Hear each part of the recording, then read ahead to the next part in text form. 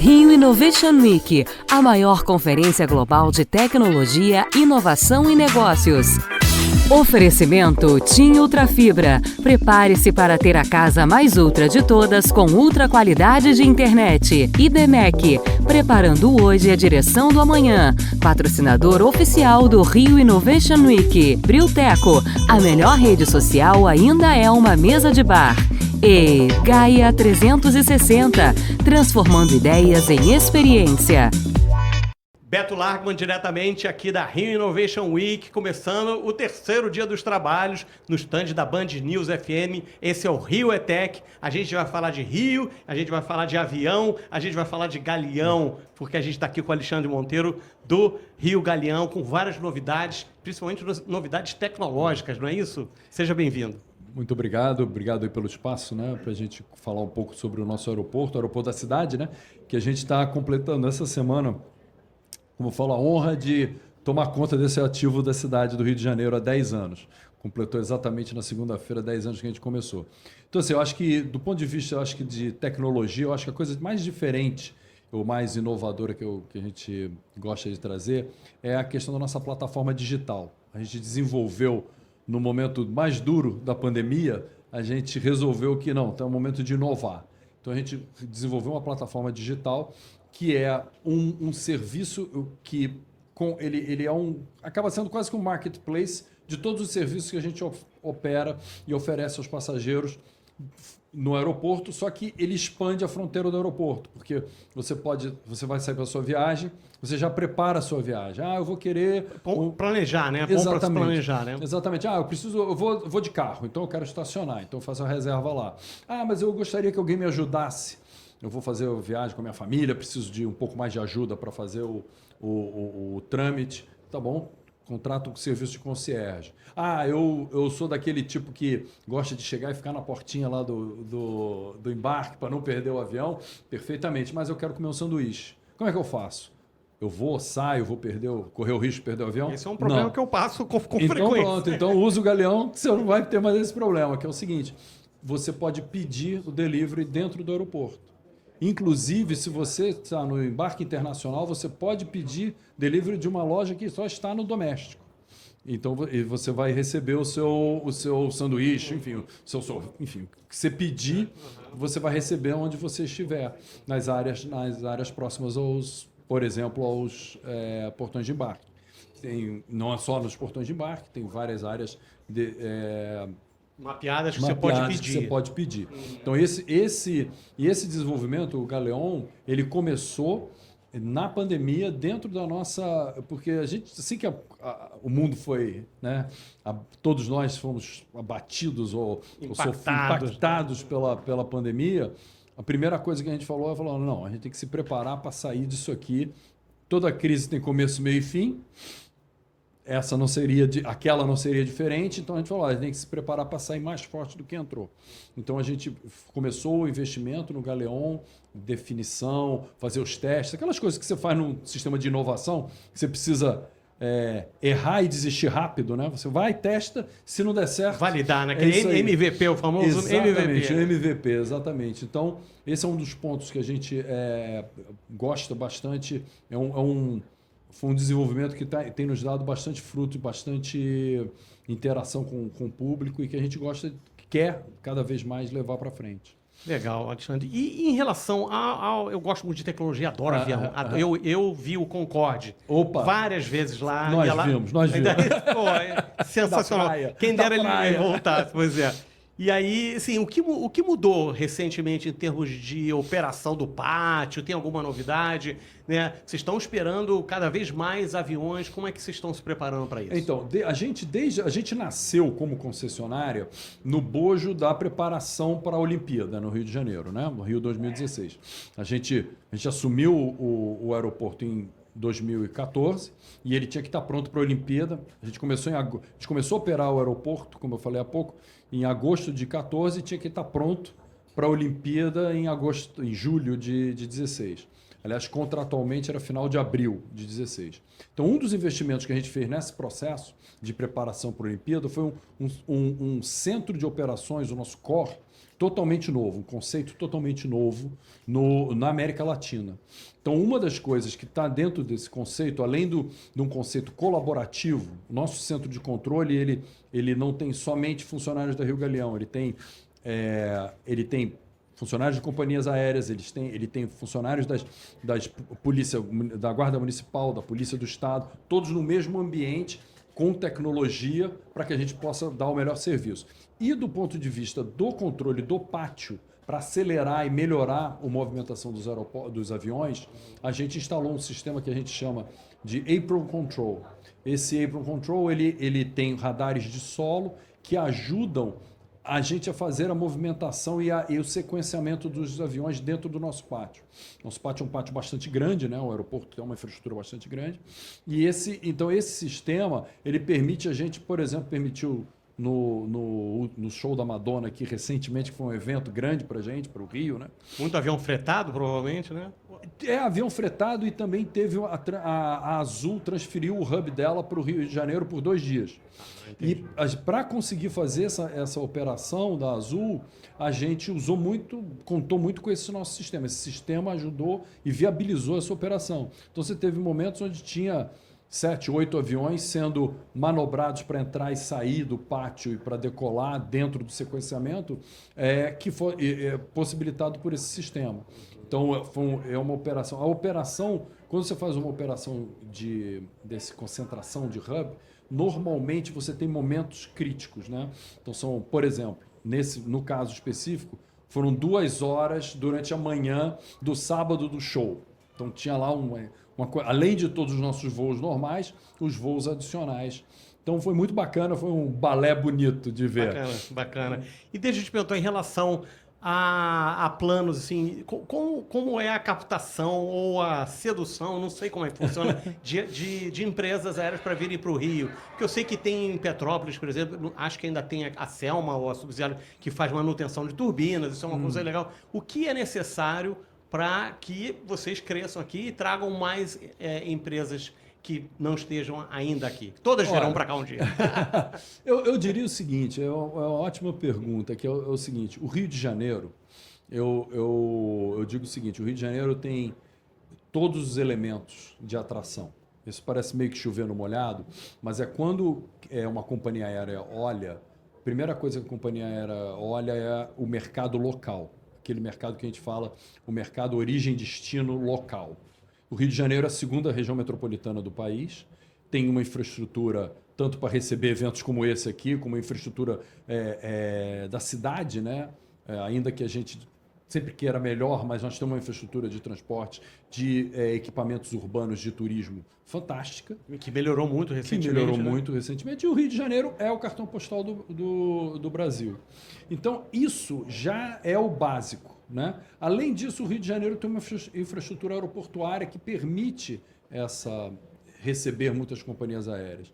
Então, o que foi feito recentemente, né? A coordenação dos aeroportos, que permite que o Rio de Janeiro tenha a conexão internacional com as companhias aéreas domésticas para distribuir o voo num aeroporto, no caso o Galeão, isso atrai muito. Né? E é por isso que a gente tem visto esse crescimento de passageiros, de turistas internacionais chegando no Rio, né? Recentemente se anunciou o número, né, de 760 mil estrangeiros chegando no Rio de Janeiro.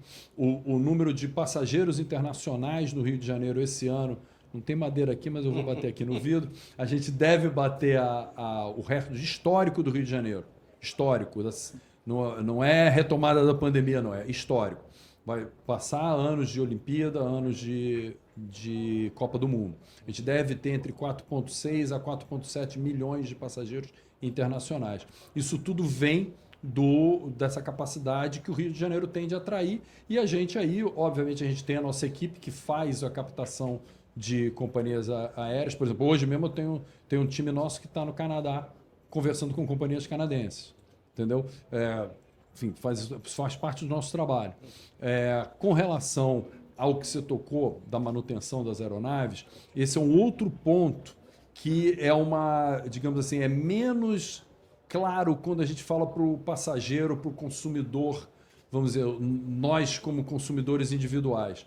Mas é muito importante para a economia do Rio de Janeiro, que é o seguinte, com esse aumento da movimentação, tanto doméstica quanto internacional, mas principalmente internacional, o aumento de capacidade de atração de carga internacional para o Rio de Janeiro faz a roda da economia girar. Então, o terminal de cargas, ano passado, bateu recorde. O valor de carga importada que entrou pelo Galeão ano passado foram 11 bilhões de dólares. Isso é muito importante, do valor agregado, né? Exatamente. Carga de alto valor agregado. E é aproximadamente 30% do valor importado para o Rio de Janeiro. Carga de alto valor agregado. Esse ano, esse número deve chegar a 13 bi. Tá?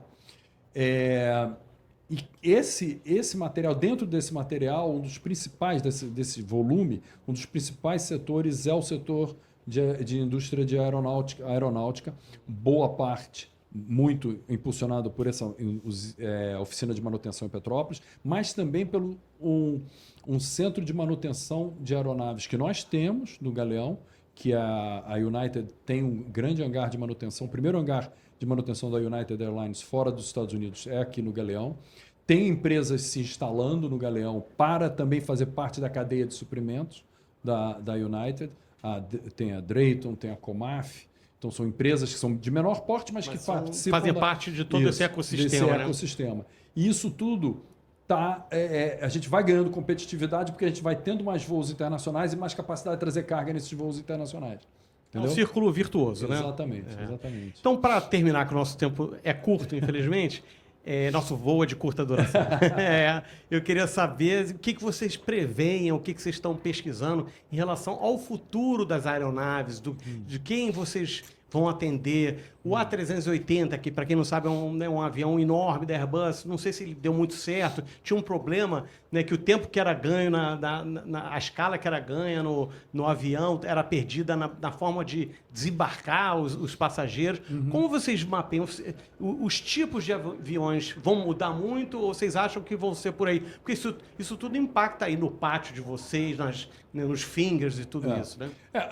O A380 é um avião que, enfim, ele teve, você já colocou bem, né? Tem alguns desafios. A gente é certificado para ter o A380. Nós temos certificação para operar todos os aviões da indústria. Então, se for o caso de algumas das companhias resolverem usar o A380 para... Já pousou aqui? Já. A gente, na verdade, a Emirates faz o voo Dubai-Guarulhos usando o A380. Então, quando tem problema climático em Guarulhos, nós somos o alternado. Ele pousa aqui. Pousa com uma certa frequência até. Então, no dia da saída dos atletas da Olimpíada, a Air France trouxe um A380 para levar a delegação francesa. Não foi o Concorde que a gente viu. Eu me lembro de ver na praia. Mas está vindo uma nova era de supersônicos que eu estou acompanhando. A Boom Supersonic, estou acompanhando. Então, é verdade. Agora, eu acho que tem um próximo passo que está se falando muito, que são os eVTOLs, né? A gente já teve uma prova de conceito. Não era um equipamento exatamente, era um helicóptero, mas a prova de conceito de usar o eVTOL fazendo uma conexão do Galeão para a Barra. Então, a gente tem acompanhado isso, sim. O que eu vejo assim, é que, como ativo do Rio de Janeiro, né, do país, o Galeão tem uma multiplicidade de opções para oferecer para a indústria. Então, eu não vejo dificuldade futura da gente, uma vez a indústria se conformando. Por exemplo, a gente seguramente vai participar desse evento eVTOL. Por quê? Porque nós vamos ser um aeroporto grande, relevante, e vai ter um mercado para fazer essa conexão. Cara, chega de Paris e vai para Barra. Vai para Barra, vai para a Zona Sul, enfim. Entendeu? Legal. Alexandre, muito obrigado pela sua participação. Eu estive aqui com o Alexandre Monteiro, da Rio Galeão, falou sobre esse nosso aeroporto que eu tanto adoro e que vi já aviões lindos, espero ver muito mais. Torço para que vocês cresçam e muito obrigado pela sua participação novamente. Não, obrigado. Eu que agradeço a vocês. Valeu, um abraço. Beto Largman, aqui diretamente do Rio ETEC, na Rio Innovation Week 2024, e a gente vai falar agora com a Graziele Viana, da M2 Cloud Security. Seja bem-vinda aqui no Rio ETEC. Obrigada, Beto. Prazer falar com vocês. Espero contribuir com esse conteúdo tão polêmico, né? Pois é, vamos falar artificial. sobre inteligência artificial. O que vocês estão vendo em relação a isso? Quais os principais desafios para as empresas e vamos ampliar para a sociedade como um todo? A sociedade, do lado aí das pessoas comuns que buscam trabalhos, têm sua renda, existe um medo muito grande da questão do desemprego. Então, são carreiras, a gente já vê carreiras se redesenhando. Por outro lado, novas oportunidades de trabalho surgindo. Né? Geralmente, quando a pessoa está com medo, ela só tende a olhar o lado ruim. Mas tem o lado bom também. Tem uma série de oportunidades aí que precisam ser galgadas e vai gerar novos empregos, novas profissões. A gente diz que as crianças de hoje vão trabalhar em profissões que não existem ainda. E a IA é um grande começo. Né? Do lado das empresas, existe uma empolgação muito grande sobre IA. Mas se a gente falar do mercado, principalmente das médias e pequenas empresas, que é o nosso maior mercado hoje, ainda existe muito despreparo. Né? As empresas elas ainda enxergam tecnologia como uma área do negócio, como uma área muito de tecnologia, ainda não está realmente ligada à necessidade corporativa, à questão do planejamento, ainda não existe um gerenciamento de riscos adequado, e trazer a IA para esse contexto é só ampliar esse risco todo. Então, volto a dizer, governança de TI é importante para qualquer tamanho de empresa. Se a empresa pretende inovar e pretende trazer IA e novas ferramentas, ela precisa conhecer a tecnologia que ela tem, traçar aí um plano, né, um roadmap aí de adoção, capacitar suas lideranças, entender os riscos, fazer uma análise de riscos aí bem aprimorada, bem detalhada, para que ele consiga extrair realmente o potencial que essa ferramenta tem, porque ela veio para ficar, ela não vai embora. Um convidado meu que esteve recentemente lá nos nossos estúdios lá da Band News falou que toda empresa vai ser uma empresa de IA, até uma padaria vai ser uma empresa de IA. Da mesma maneira que, na época que surgiu a internet, falou, minha empresa não precisa de internet. Imagina se hoje alguma empresa pode dizer que não precisa de internet. Você acha que o impacto vai ser tão grande da IA como é o da internet até hoje? Sem dúvida. Eu já costumo dizer, o meu mantra é que toda empresa é uma empresa de tecnologia. Especialmente no pós-pandemia, nem a padaria, como você citou, ela vive sem tecnologia hoje. Né? Qualquer restaurante pequeno ou até a banquinha da esquina já recebe Pix, tem tecnologia embarcada. A IA, ela não é coisa nova, ela já existe. Então, se a gente usa streaming de vídeo, aquela série, aquela sugestão... recomendações... aquilo já é a IA trabalhando. É que quando o ChatGPT, a OpenAI entrou e lançou o GPT, houve um boom. Então, assim, aquilo que era imaginação, né, era aquela coisa muito high-tech, pertencia só às grandes empresas, né, como no caso um streaming, ela se tornou popular e acessível e gratuita. Então, todo mundo começou a usar. Então, a gente tem até alguns gráficos. A adoção dessa IA gratuita, ela superou o streaming em um dia. Então, esse número de adoção foi muito alto. Então, hoje, sim, todas as empresas vão usar. Tem muita empresa usando e o gestor não sabe, porque o usuário tem acesso. Então, aí não existe. Aí volto a falar de segurança. Não existe bloqueio, não existe gerenciamento, você não sabe o que a pessoa está realmente alimentando essa inteligência artificial, porque ele é um bichinho que se alimenta, né, para ele poder devolver informação. Então, precisa de gestão mesmo e de segurança. Então, veio para ficar. E em relação à educação, desenvolvimento, o Brasil, como é que você vê o Brasil nessa... Isso abre para a gente possibilidades. Também a gente estava falando aqui um pouco antes sobre mulheres, crianças, como isso impacta, né? A gente já tem poucas mulheres trabalhando com tecnologia, já melhorou um pouco, já era uma coisa absurda, né? Mas hoje a gente tem, mas ainda tem muito a crescer. E as crianças que já estão, crianças, adolescentes, ou esses que estão entrando no mercado de trabalho, que já vêm com uma ferramenta tão poderosa, como você vê esse impacto? A nova geração ela já nasce informatizada, né? Então, existem muitas possibilidades. Então, análise de dados, engenharia de IA é muito promissor. O Brasil é um país que adota a tecnologia muito rápido. Então, a gente tem esse perfil. Né? Existem, tanto que as Big Techs vêm, e aqui é um dos grandes mercados para eles. Né? Quanto a mulheres, ainda é restrito, muito por preconceito da sociedade, muito pela mulher mesmo. A gente já é tão cobrada, então, em querer fazer o muito certo, em querer se capacitar muito, ou não se achar adequado. Mas a gente tem aí um espaço no mercado muito grande. Eu costumo dizer que eu enfatizo muito e eu estimulo muito a mudança de carreira. Né? A gente tem colaboradores lá que vieram de outros mercados e se reinventaram.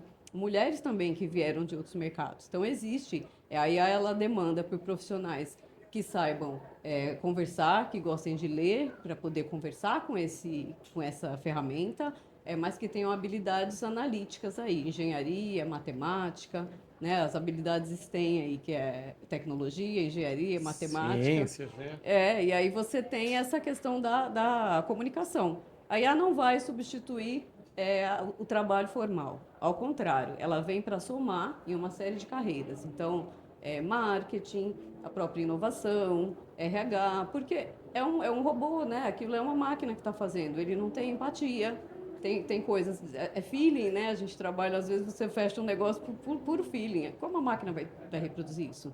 De jeito nenhum. Então, aí ela vai aumentar o potencial desse profissional, desde que ele saiba usá-la, mas ela não vai tirar. Ela vai tirar, obviamente, o trabalho que ele é repetitivo e ele pode ser automatizado. Então, fica aí um alerta, se você faz uma atividade repetitiva, que pode Que a ser máquina pode fazer melhor. aí você, por Aí favor, ruim do né? risco. Põe suas barbas de molho, né? E vai se capacitar para você poder se tornar ser um diferencial no seu mercado, né? Senão a máquina vai realmente te substituir. Mas a ideia é trazer mais agilidade, melhorar os processos e tornar esse profissional mais produtivo. Então, tem muito a melhorar. Eu sou muito entusiasta de IA, eu comecei a usar, tem muitas ferramentas prontas.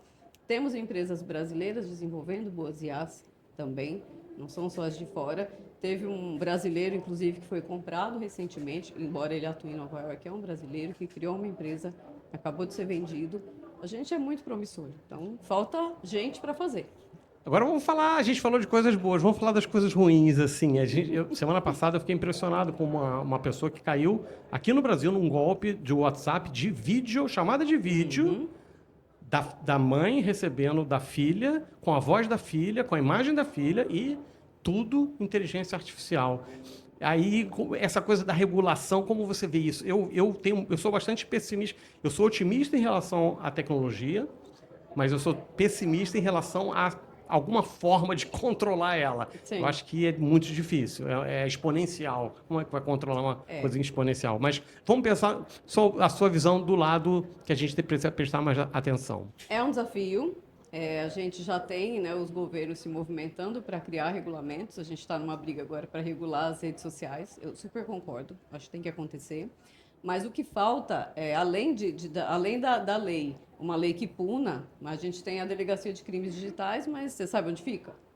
Então, assim, as pessoas não têm conhecimento, né? As empresas sofrem golpe e não sabem aonde abrir e registrar esse boletim, como fica. A gente precisa realmente de uma legislação forte, punitiva, ter acesso a isso, mas a gente precisa de educação.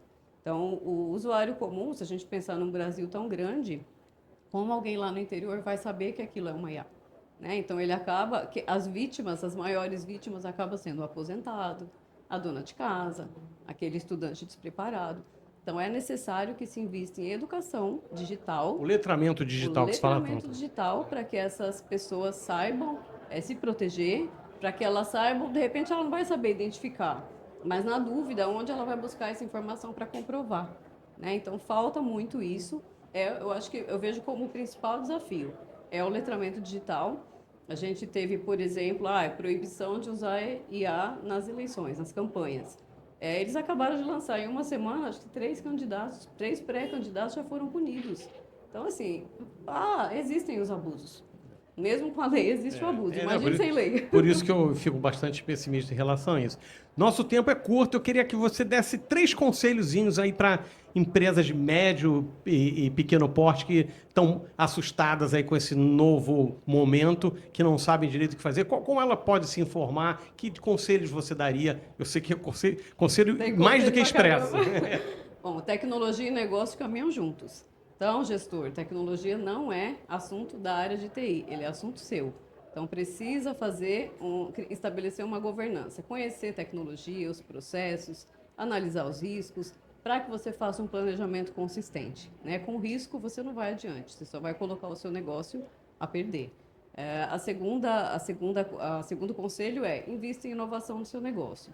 Então, capacite as suas lideranças para entender inovação, para entender IA, para conseguir olhar para os processos do negócio e identificar o que pode ser melhorado.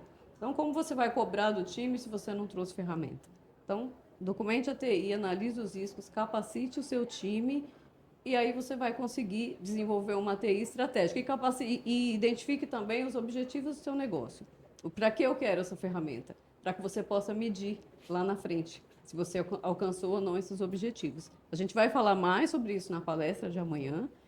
Mas Que horas é a palestra? Amanhã às 11 horas, aqui no Armazém 3. Então, a gente teve aí um spoiler, né, da Graziele Viana, da palestra dela, muito legal, sobre inteligência artificial, os impactos nas empresas, pequenas, médias e grandes, e na própria sociedade. Muito obrigado pela sua participação e a gente volta daqui a pouco. Beto Largman, aqui diretamente da Rio Innovation Week 2024, do stand da Band News FM. Esse é o Rio ETEC. A gente vai falar de Rio agora com o Will Feitosa, que é o coordenador da Prefeitura do Rio para as cidades inteligentes. Eu gosto muito dessa tecnologia, desses objetivos que são alcançados quando a gente usa a tecnologia a favor da cidade. Tudo bem? Seja bem-vindo. Tudo bem, Beto. Obrigado pela oportunidade de estar aqui conversando com vocês. E é verdade, né? A tecnologia é uma enorme ferramenta para a construção de cidades inteligentes. Acho que a gente vem aí de um desenvolvimento de conceito, né? Não tem um conceito formado, tem vários conceitos, nenhum que prevaleça sobre os outros, mas a gente entende que dentro dessa evolução aí de conceito de cidade inteligente, a gente percebeu um conceito um pouco mais tecnicista ligado à escola americana, um conceito mais humanizado ligado à escola europeia, um conceito mais de governança e planejamento ligado à escola asiática. E aí é criada a Coordenadoria de Cidade Inteligente, a gente tenta aprender um pouco com todas as escolas. Faz um bem bolado, né? Pega o melhor de cada uma dessas escolas. Exatamente. Né? E a gente tenta implantar, como política pública aqui para o Rio, essa integração, né, entre as áreas da Prefeitura, e são vários projetos envolvidos com essa temática, e trazer o que é de melhor para a gente inspirar e facilitar soluções que promovam a qualidade de vida das pessoas que são conectadas com o Rio de Janeiro.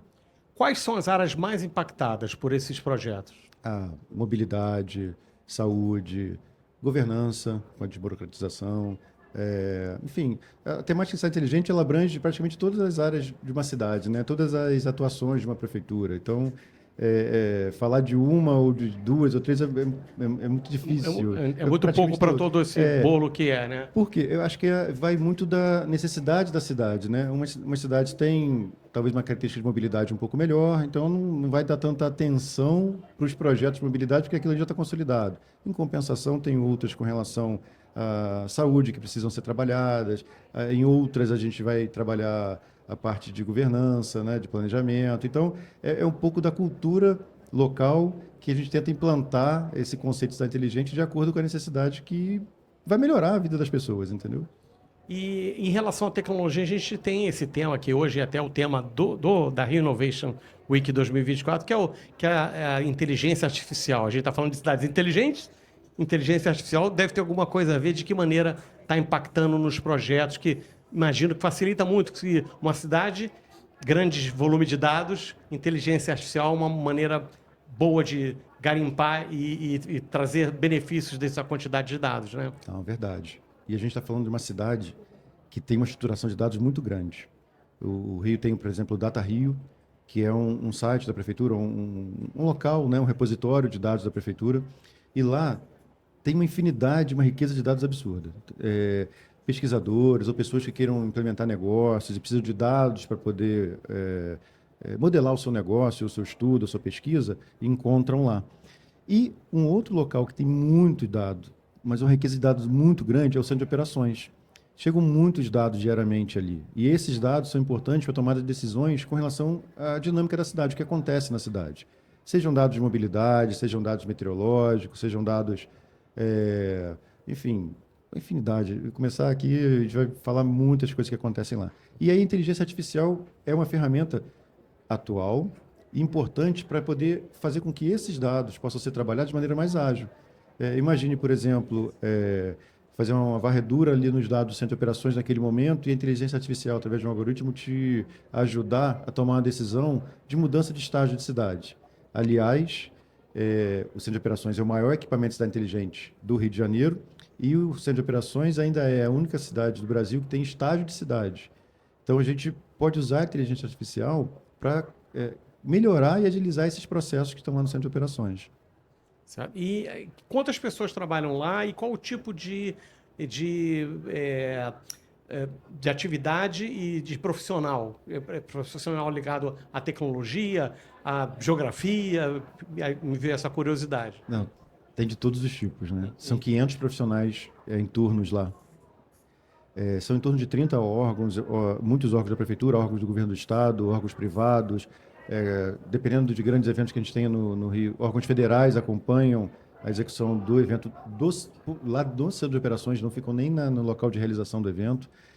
Tamanha importância logística que tem esse centro, para que dali possa fazer o monitoramento e, ao mesmo tempo, a ação em si do evento, né, caso precise resolver alguma coisa.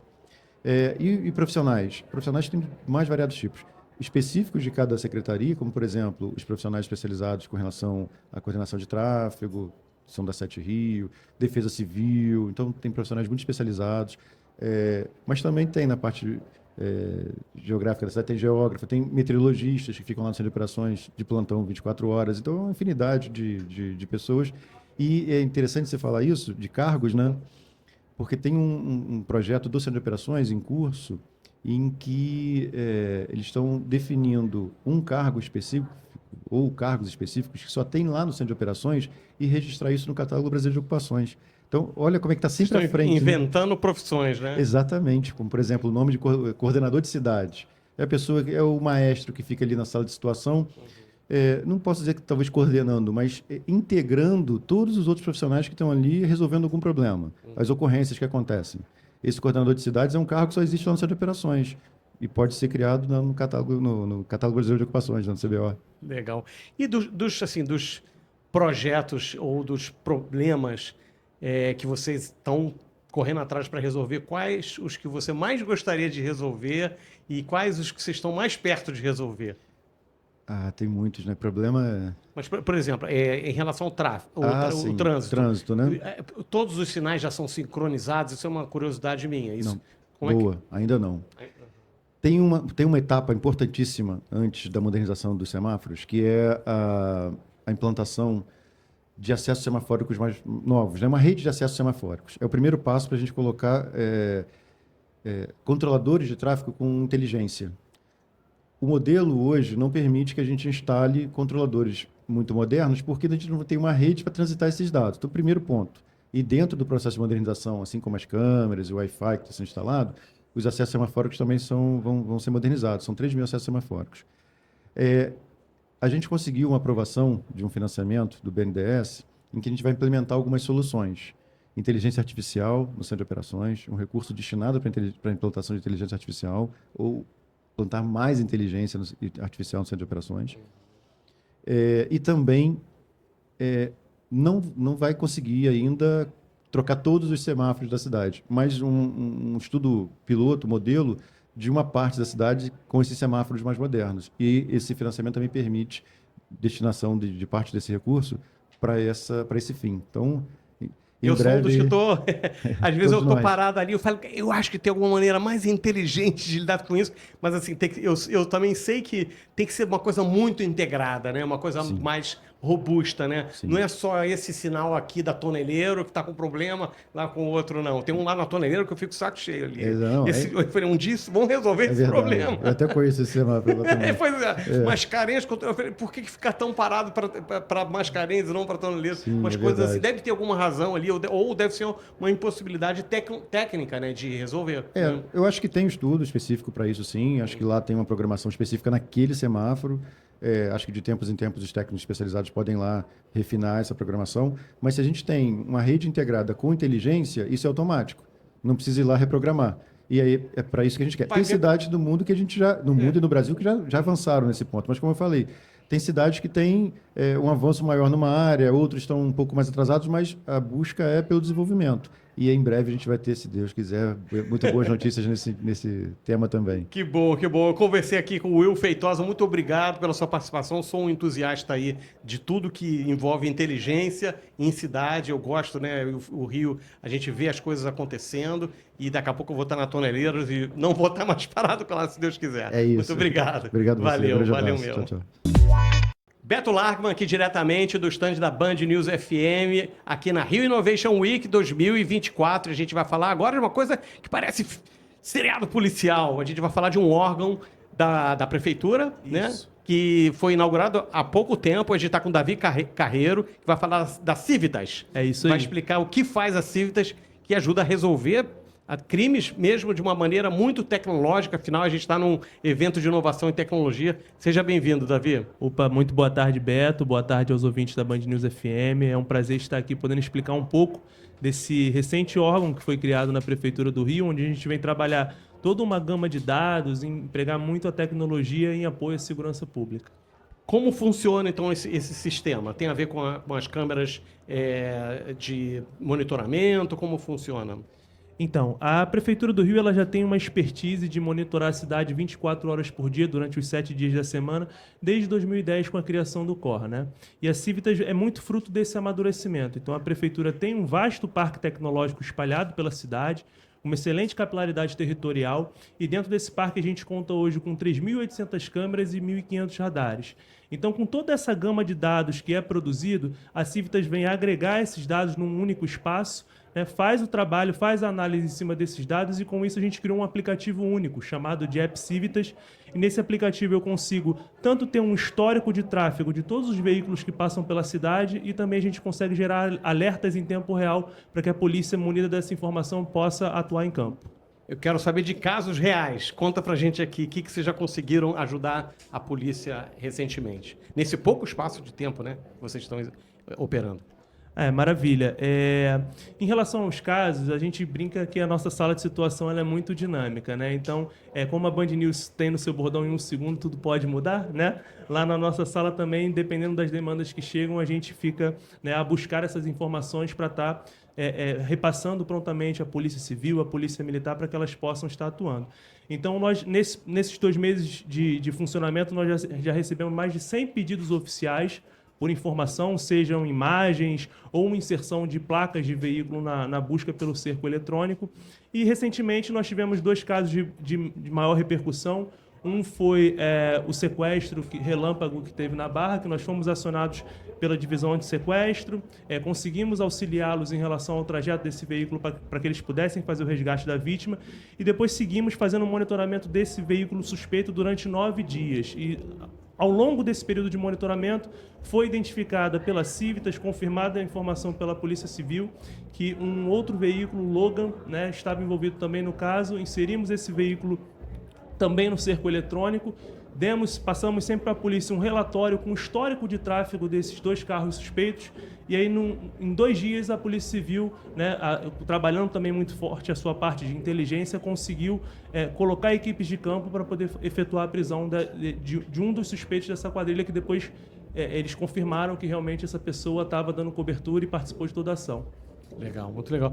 Qual o número de pessoas que trabalham lá hoje e qual o tipo de profissional trabalha? Os tipos de profissionais? Maravilha. A Civitas ela tem uma chefia executiva, que no caso eu estou à frente. Temos também uma chefia de inteligência e dados, que é a Maria Eduarda Couto, que trabalhava até então na CEOP, como subsecretária.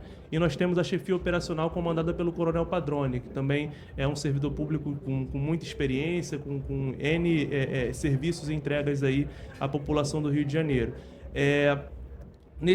Dentro da nossa estrutura, nós temos uma sala de situação operacional com 4 equipes de 6 pessoas cada, são 6 agentes da Guarda Municipal e sempre um adjunto, né? Esse adjunto é a pessoa que vai comandar toda a sala de situação, e quando a gente recebe a demanda, né, protocolada aí por ofício, a gente começa a fazer todo o vasculhamento de dados, começa a fazer toda a pesquisa para estar repassando essas informações. Então a gente funciona 24 horas por dia durante os 7 dias da semana.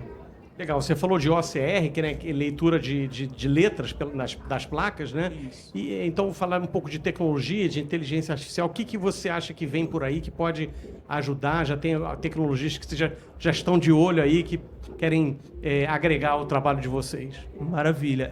Imagina que um ser humano, se ele começa a olhar para 10 ou 12 telas ao mesmo tempo, a possibilidade dele conseguir captar ou pegar alguma coisa é muito difícil, né? Então, a gente, entendendo essa dificuldade, estamos trabalhando fortemente o emprego de inteligência artificial em alguns casos. Só para te dar um exemplo, nós estamos testando atualmente os túneis da cidade, que, em via de regra, muito dos túneis não permitem a passagem de pedestres. Então, nesses túneis, nós já estamos calibrando as nossas câmeras para que façam reconhecimento. Havendo um pedestre passando naquele momento, emite-se um alerta à nossa sala de situação e nosso operador passa, então, a acompanhar todo o trajeto dessa pessoa dentro do túnel, né? E isso nos ajudaria a coibir em muitos casos de crimes de roubos e furtos de cabos, por exemplo, né? Que nos túneis vem acontecendo com bastante frequência. Entendi. Nosso tempo é curto, adorei saber dessa novidade. Pouco tempo, vocês já estão aí mostrando o serviço. Muito legal ter o Davi Carneiro, desculpe. Davi Carreiro muito aqui. comum. Parabéns pelo trabalho. Muito Valeu. obrigado. Agradeço a vocês da Band News FM. Estamos aqui no Rio Innovation Week, também um excelente evento. Então é isso, agradecer a audiência de vocês, agradecer a você, Beto, e estamos aí sempre disponível em apoio à segurança pública e a serviço da população carioca. Legal, brigadão. Beto Largman, diretamente aqui do stand da Band News FM na Rio Innovation Week 2024. A gente vai falar de inteligência artificial e telefonia e atendimento ao consumidor, ao cliente, satisfação. Eu estou aqui com o Daniel Moreira da TIM. Seja bem-vindo aqui ao Rio Innovation Week, é o nosso stand aqui da Band News FM. Daniel. Olá, Beto. É um prazer estar aqui com vocês hoje para participar desse evento maravilhoso e com certeza trazer novidades aí para todo mundo. Pois é, esse evento a gente fala de humanidade e de inteligência artificial, de como essas duas coisas vão se encaixar e se adaptar. E o que você está trazendo aqui tem muito a ver com isso, que é um atendimento aos consumidores de uma maneira humanizada, mas usando a tecnologia também, a inteligência artificial. Quando isso começou a acontecer na TIM e como foi todo esse projeto, essa pesquisa?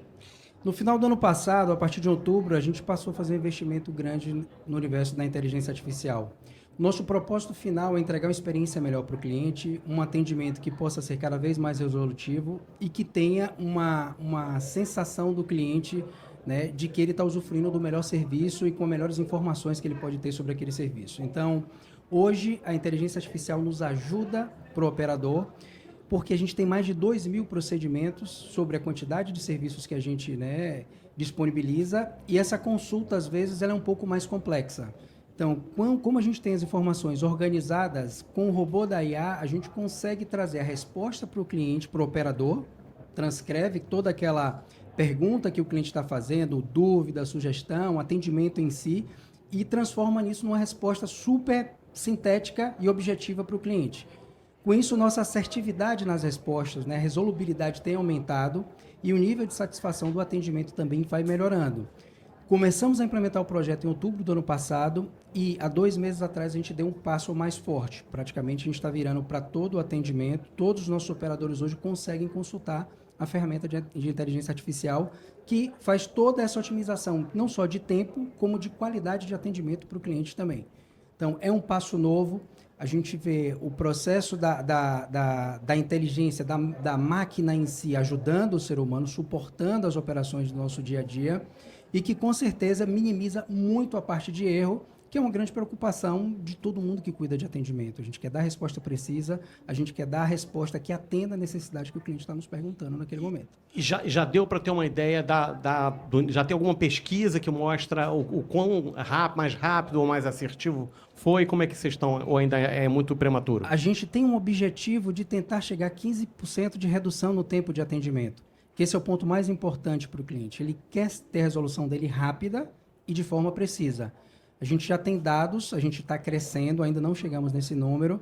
É um objetivo para 2 anos ser atendido, a máquina é muito grande, são mais de 60 milhões de clientes e um universo grande de operadores também para irem se adaptando à nova tecnologia. Então, é um processo que a gente está construindo com bastante prudência, mas no conceito de ser a vanguarda dentro do negócio. Queremos ser os primeiros a estar envolvidos no universo da inteligência artificial, trazendo a tecnologia com o melhor objetivo para o nosso cliente. Temos outras soluções também, né? A gente tem hoje a nossa URA cognitiva praticamente para 35% dos nossos clientes, é um projeto que a gente está em expansão também, que a gente consegue, com poucas palavras, o cliente interagindo com a URA, ele ter a resposta da necessidade que ele tem. A gente usa a tecnologia de voz TTS neural, então é uma voz, né, muito humanizada, né, sem cadências entre as palavras, e com um percentual de assertividade muito grande. Então, o cliente consegue também, através de um atendimento por voz, ter a resolução dele resolvida através, né, da inteligência da URA funcionando. Temos diversos outros canais de atendimento digital também. Nosso desenvolvimento grande em cima do app Meu Tim, que o cliente pode fazer várias operações lá, entre segunda via de conta, mudança de plano, consulta de saldo, consulta de extrato de fatura, mudança de cadastro, diversos outros serviços que ele pode resolver também através do app Meu Tim. E o app passa a ter uma série de informacionais também adicional, que vai ajudar no cliente no dia a dia no uso do produto dele, né? Vamos trazer informações sobre cobertura, sobre uma série de outros assuntos relacionados à telecom e que são importantes para ele utilizar durante o consumo do nosso serviço. Então, as frentes que a gente tem hoje são bem robustas e o avanço da tecnologia está fazendo com que a gente entregue uma qualidade de atendimento melhor. Legal, eu tenho algumas perguntas sobre o futuro. Você acha que a resposta, né, aos clientes vai ser meio humanizada, humanos mesmo, e meio com URAs, ou vai ser totalmente com URAs? Como é que vocês veem isso? E esses apps, como eles são atualizados? Como vocês veem a demanda? O pessoal está pedindo mais essa funcionalidade aqui, está faltando, ou essa aqui não está sendo muito usada. Isso é uma curiosidade que eu tenho de como vocês verificam o que está dando certo para vocês atualizarem e melhorarem ainda mais, né? A gente tem várias pesquisas em laboratório que vão trazendo os inputs para a gente. A própria forma como o cliente reage ao app, aonde ele toca mais na tela, as funcionalidades que ele mais acessa, vai abrindo novos horizontes para a gente do que é mais importante para o cliente consumir, né, dentro do universo do atendimento. Esses laboratórios vão para desenvolvimento, fazemos pilotos, né, e com esses pilotos a gente traz ele para o ambiente real e passa a funcionar. Então, essa parte de desenvolvimento, né, e evolução da parte de atendimento, a gente tem células específicas dentro da empresa para cuidar desse passo adiante. Por isso que a nossa preocupação sempre é em estar vendo o que tem de melhor de tecnologia no mercado, para estar explorando junto com nossos parceiros e transformando isso para o universo do nosso atendimento do cliente da TIM. Então, para o futuro, a gente enxerga uma convivência muito interessante entre o homem e a máquina em si. Ao final, a máquina vai suportar o homem, né, de uma forma muito mais avançada do que está suportando hoje. Mas como esse mercado vai se projetar para frente, ainda é uma incógnita. A gente não consegue decidir. O fato é que as funções e posições vão se adaptando a uma nova realidade. Hoje a gente já faz alguns testes de usar a parte do atendimento para entregar uma experiência ainda melhor para o cliente. E além do que ele está pedindo. Se ele está com um determinado problema no aparelho dele que caiu e quebrou, eu vou tentar apontar uma loja mais próxima, vou tentar entregar esse produto online através de um diálogo muito mais rápido e muito mais maduro, porque tem uma cultura de dados muito forte por trás. Temos todas as informações do nosso cliente, sabemos o comportamento dele e qual é a melhor forma de ajudar ele para aquela demanda que ele está pedindo. Então, hoje o nosso horizonte está muito mais focado em como a gente melhora essa experiência dele através da interface humana e vendo qual é a proporção que isso vai ganhar na medida que a tecnologia vai avançando. Então, esse é um ponto. O nosso tempo não é tão grande, mas eu tenho curiosidade de saber, assim, vocês atendem várias faixas etárias. E o que você poderia dizer Beto, a URA é ótima para as senhoras ou senhores que eles adoram papo, eles quase ficam amigos das nossas URAs. E os jovens gostam mais do aplicativo. Uma boa pergunta. A nossa URA, ela tem a capacidade de, pelo perfil da voz e pelo cadastro que a gente tem do cliente, ajustar a entonação e o tempo da voz à pessoa que está do outro lado. Então, se a gente tem um senhor um pouco mais velho que tem um pouco mais de dificuldade de falar e fala mais lento, a URA também responde mais lento para ele. Interessantíssimo. Então, a gente chegou num nível de maturidade nesse ponto impressionante. Quando você tem um jovem, você pode ter uma linguagem mais rápida, você pode acelerar o atendimento, porque a conexão é um pouco mais rápida. Eles são mais abreviados, né, em algumas coisas. Então, isso tudo a gente consegue fazer na URA. Quando o cliente chama, já cai nessa interface toda e eu traduzo tudo isso como atendimento vai responder para ele da forma da tecnologia. Então, bacana, atendendo a todos os gostos, idades e estilos, né? Cada um do seu tipo. Isso então, aí. Esse é o grande diferencial. Muito legal, Daniel Moreira, aqui recebi, Daniel da TIM, falando sobre atendimento ao cliente, ao consumidor, nos anos 2030 para frente. Chegaremos lá, com certeza. Isso aí. Obrigado pela sua participação. Tá bom, Beto, é um prazer. Valeu, Conta valeu. conosco. Beto Largman, diretamente aqui do stand da Band News FM Rio. Esse é o terceiro dia do Rio Innovation Week 2024. Muito legal, lotado, vendo aqui fora o pessoal na frente do stand, passando. Mas vamos falar aqui de Rio de Janeiro, de inovação, com Samuel Barros, que é reitor do IBMEC Rio de Janeiro. A gente estava batendo um papo sobre a questão de reter talentos cariocas, né, Samuel? Seja bem-vindo. Exatamente, Beto. Obrigado pelo convite. É um prazer, mais esse ano estar aqui contigo, dentro do Innovation Week. E esse é um papo que a gente tem tido já com o governo e com outras entidades que operam inovação no Rio de Janeiro, que é uma preocupação nossa que já faz muito tempo, né? O Rio de Janeiro ele produz muito capital intelectual. A maior parte dos doutores do Brasil são no Rio de Janeiro, nascem no Rio de Janeiro. A gente tem um volume muito significativo de universidades aqui, faculdades, que produzem muita inovação, só que a gente perde esse capital humano de forma muito fácil para outros estados e também para o internacional. Mas o que hoje dói mais é que a gente vê grande produção carioca com investimento carioca que se muda para São Paulo, para Curitiba, nada contra as cidades, mas foi a gente que produziu, poderia ficar por aqui, né? E vocês promoveram um encontro, um evento sobre isso ontem, é isso? Isso. O pessoal do Invest Rio, junto com o pessoal do G20, capitaneou um encontro, uma roundtable, com diversos agentes aqui da cidade do Rio de Janeiro, sobre a ideia de como reter, como promover essa inovação na cidade do Rio de Janeiro para manter esse profissional inovador, esse profissional hiperqualificado aqui na cidade. Aconteceu ontem, por volta das 3 horas da tarde, no stand do G20, do Startup 20, e foi muito interessante, porque daí pode nascer um pacto pela inovação aqui no Rio de Janeiro, onde, independente de marca, independente de entidade, a gente focar em reter esse talento, em criar um ambiente, esse é o melhor conceito, criar um ambiente para esse profissional ficar aqui, poder crescer na cidade e, consequentemente, fazer a cidade crescer junto com o Estado. Porque a gente já tem esse visual maravilhoso que a gente está vendo aqui, né? As pessoas querem trabalhar no Rio de Janeiro, né? Mas a gente tem que oferecer, né, essas oportunidades. E vocês lá no IBMEC, quais são as novidades? Vocês agora estão voltando também uma boa parte para ensino ligado à tecnologia, né, à inovação. O mundo está caminhando para isso. Que tamanho tem isso agora no IBMEC, essa parte? A gente começou com essa história, entre aspas, de formação em tecnologia tem aproximadamente 4 anos. E desses 4 anos para cá, isso tomou uma velocidade muito grande, porque a nossa entrega em tecnologia é um pouco diferente. A gente não cria um profissional meramente técnico. A gente, como tem um DNA de negócios muito forte na nossa essência, nós somos uma escola de negócios e hoje somos uma escola de negócios tecnológica, o nosso aluno que se forma em tecnologia, ele tem uma visão de negócios muito grande. Então, ele não é um profissional meramente técnico, ele é um gestor tecnológico, com uma base técnica muito forte. Então, isso para a gente é muito relevante. Consequentemente, o mercado percebendo isso e o próprio alunado percebendo isso, a nossa formação tech cresceu de forma absurda. Hoje ela corresponde a 1/3 da nossa base aqui no Rio de Janeiro, e eu estou falando de produtos que foram criados há 4 anos. Então, não é um negócio que tem 50 anos como a nossa história.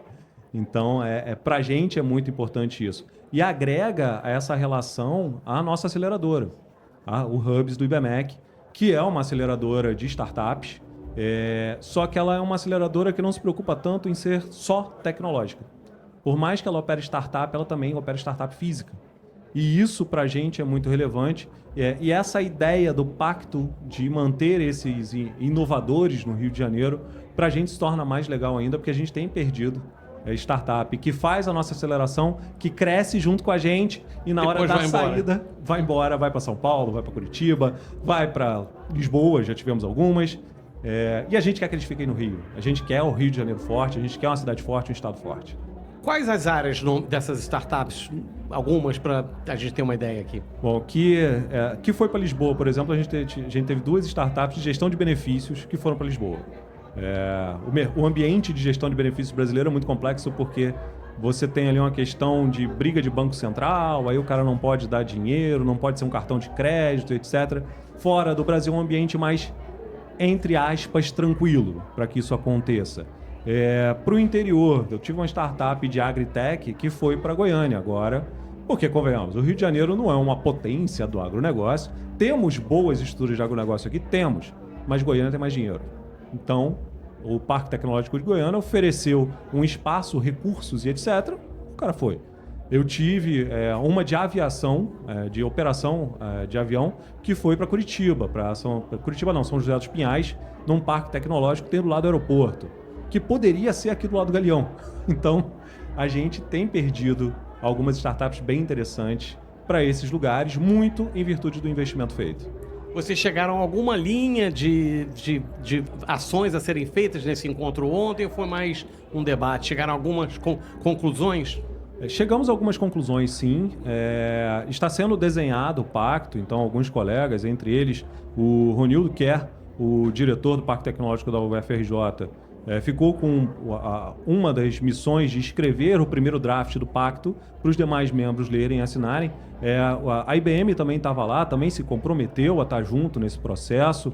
Então existe um conjunto de ideias muito bem desenhadas que a Prefeitura também quer estar junto para a gente poder conceber aqui no Rio de Janeiro, principalmente na região do Porto, onde já tem todo um plano de benefício, um ambiente adequado para receber esses pesquisadores. E aí entra tanto a iniciativa privada, com empresas de grande porte, IBM, etc. e outras, quanto a educação, IBMEC, FGV, PUC, UFRJ, etc. E as próprias aceleradoras, IBMEC Hubs, o Parque Tecnológico, os fundos de Venture Capital, todo mundo junto para abraçar essa ideia e fazer com que o Rio de Janeiro efetivamente se torne um polo de inovação tecnológica, mantendo esse profissional aqui.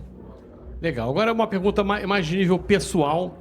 Eu sei que você tem já há algum tempo que você está pesquisando a inteligência artificial. Esse evento a gente fala é um evento de humanismo, né? Humanidade e inteligência artificial. Você lida com educação, com negócios.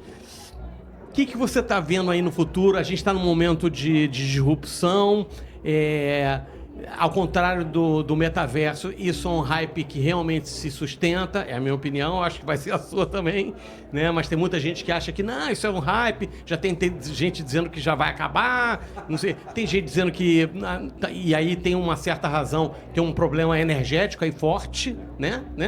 Então, faz nosso tempo não é tão longo, mas faz, por favor, um comentário seu que estou muito curioso de saber como é que você está vendo esse panorama aí.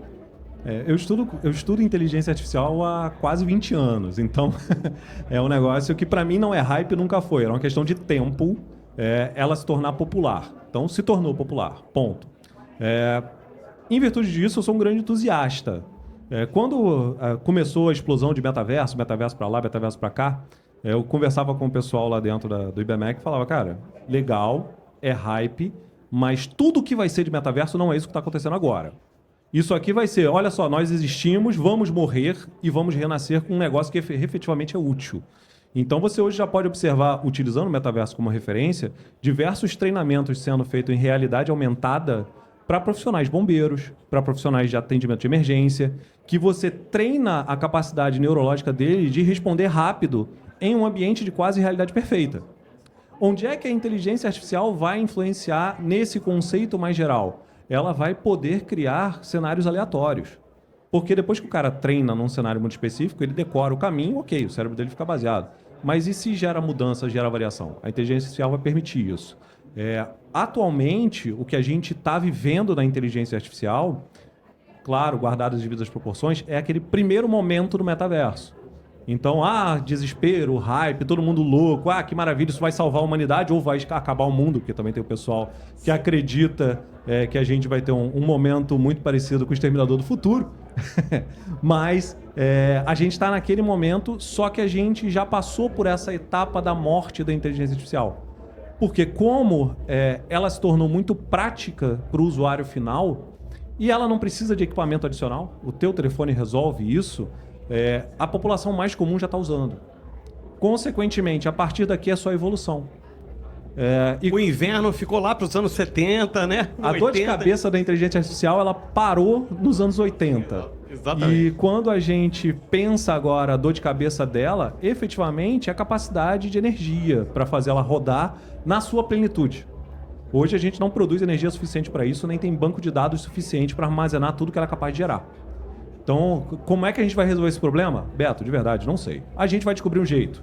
O ser humano é criativo, então a gente vai encontrar um caminho. Nem que seja montar banco de dados debaixo d'água. Mas a gente vai dar um jeito desse negócio.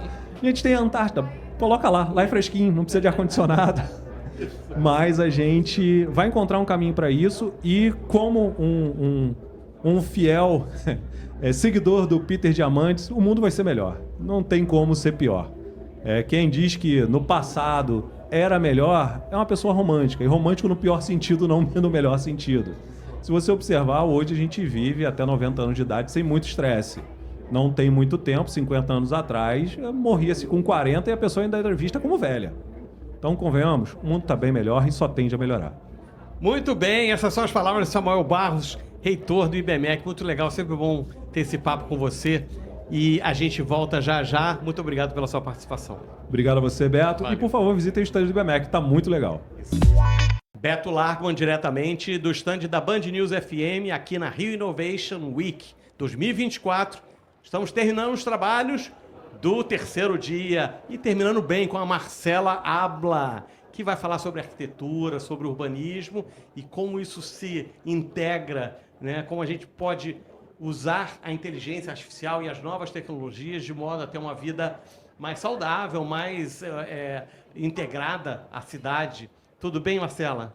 Olá, boa tarde. Sou Marcela Abla, presidente do Instituto de Arquitetos do Brasil, Departamento do Rio de Janeiro. E eu tive a oportunidade de participar de 2 mesas aqui no Rio Innovation Week. A primeira falando sobre os desafios e oportunidades e o futuro da arquitetura.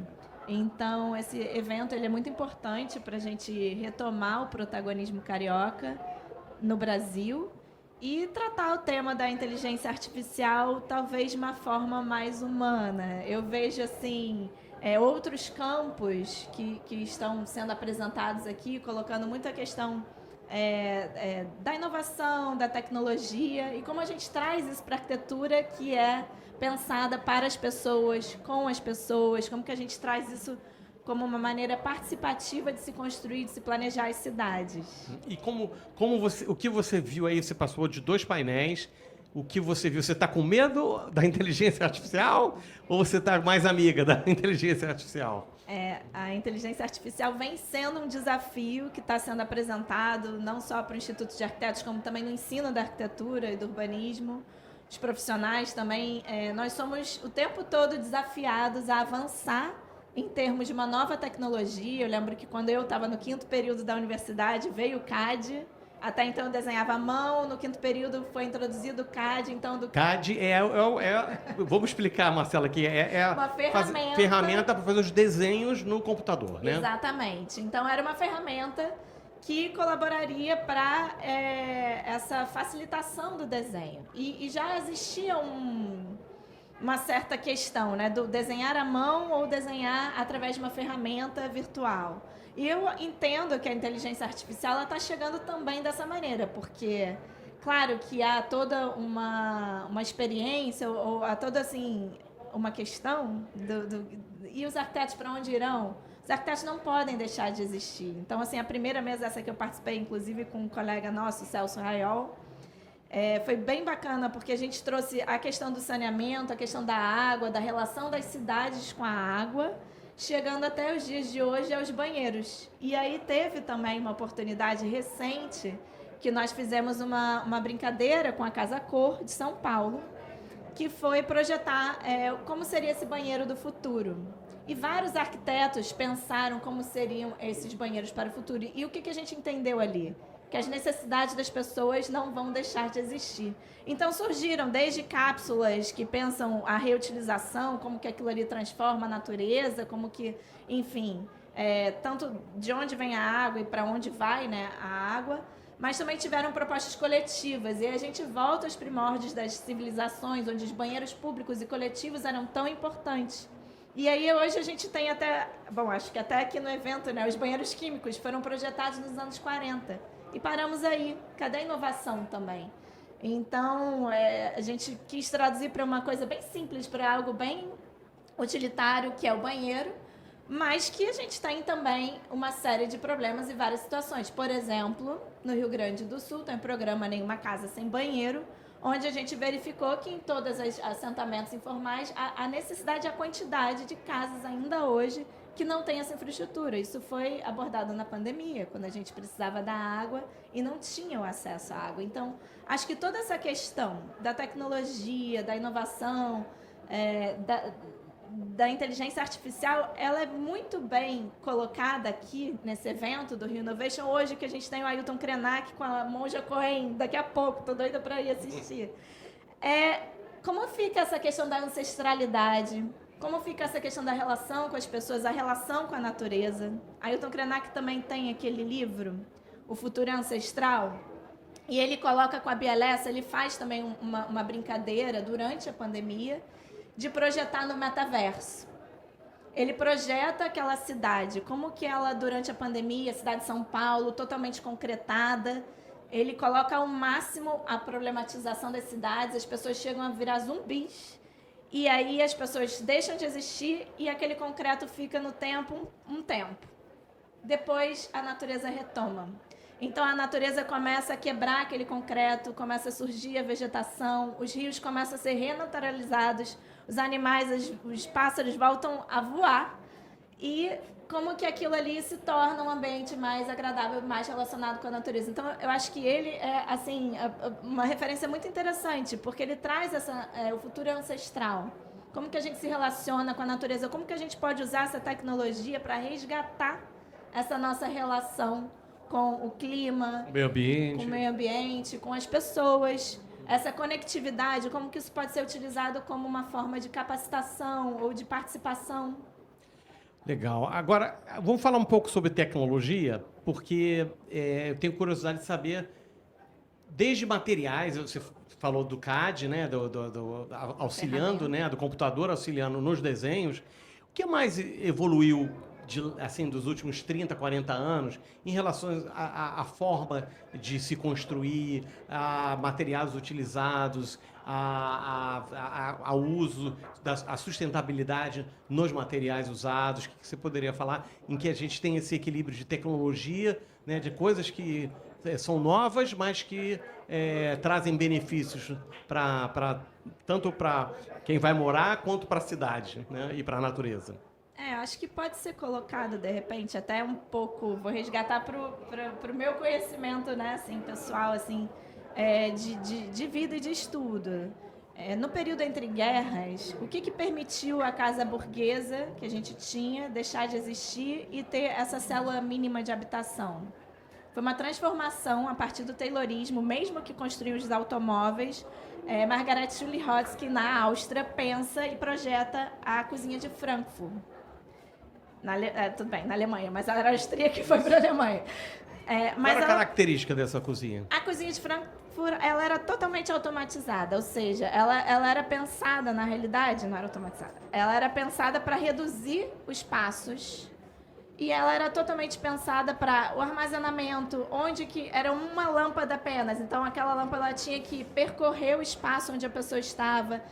A forma de armazenar, não tinha tupperware. A evolução também da casa foi o tupperware, porque assim, tinha que ter espaço para guardar os grãos, tinha que ter espaço para cozinhar, tal, a janela. Então ela pensa, a partir do automóvel, uma cozinha pré-fabricada. E essa cozinha permite que a casa seja reduzida. E é a casa que a gente tem até hoje. Era nos anos entre guerras, no período entre guerras. Entre 30, por aí. 30 e 40. E aí, enfim, essa cozinha ela é implementada e de lá para os dias de hoje, o que a gente evoluiu? Uma excelente pergunta. Será que a gente mudou tanto assim? Acho que ainda não. Acho que talvez agora que a gente esteja trabalhando com todas essas tecnologias para poder pensar ou projetar para o futuro. Talvez as questões das energias, né? Pensar outras formas de energias, energia eólica, captação para energia solar, para aquecimento. Essas eu acho que são ainda as ferramentas na construção que a gente tem hoje, assim. Eu tenho um amigo que vai para casa num condomínio na Bahia que é totalmente sustentável. Às 6 horas acaba a luz, não tem essa de luz elétrica. É impressionante. Tem gente que está buscando realmente essa vida natural, né? Mais natural, né? Exatamente, eu sou uma delas. Todo fim de semana eu tento ir para o meu matinho para poder pensar essa vida natural, essa conexão. E desconectar, né? Então, a gente não tem mais muito tempo, queria saber de você, então, como você vê um evento como o Rio Innovation Week e, né, a ocupação desses armazéns? Isso é uma coisa bacana da gente ver a cidade sendo usada, né, o mobiliário, né, todos os equipamentos.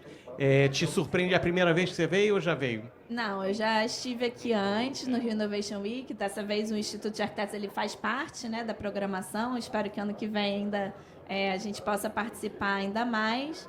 Mas eu acho que é uma forma da gente estar ocupando o Rio de Janeiro, o protagonismo carioca novamente, sendo mostrado num evento dessa magnitude, com tantas pessoas, assim, a gente vê, né, pessoas diversas, de muitas idades, e com um objetivo em comum, discutir o que é essa inovação, discutir o que essa tecnologia está chegando aqui, e não deixa de ter as pessoas. Então, assim, por mais que a gente tenha toda essa realidade aumentada, é um evento presencial. E eu acho que isso é fundamental nesse evento e em todos os eventos na cidade do Rio.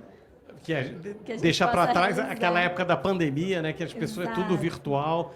Muito legal, Marcela Abla, dos Institutos dos Arquitetos do Brasil, falando sobre, né, tecnologia, inovação, mas arquitetura e como a gente pode ter um urbanismo mais natural, né, e com tecnologia, mas também com qualidade, né? Muito obrigado pela sua participação. Muito obrigada. Rio Innovation Week, a maior conferência global de tecnologia, inovação e negócios. Oferecimento TIM Ultrafibra. Prepare-se para ter a casa mais ultra de todas com ultra qualidade de internet. IDMEC, preparando hoje a direção do amanhã. Patrocinador oficial do Rio Innovation Week. Brilteco, a melhor rede social ainda é uma mesa de bar. E Gaia 360, transformando ideias em experiência.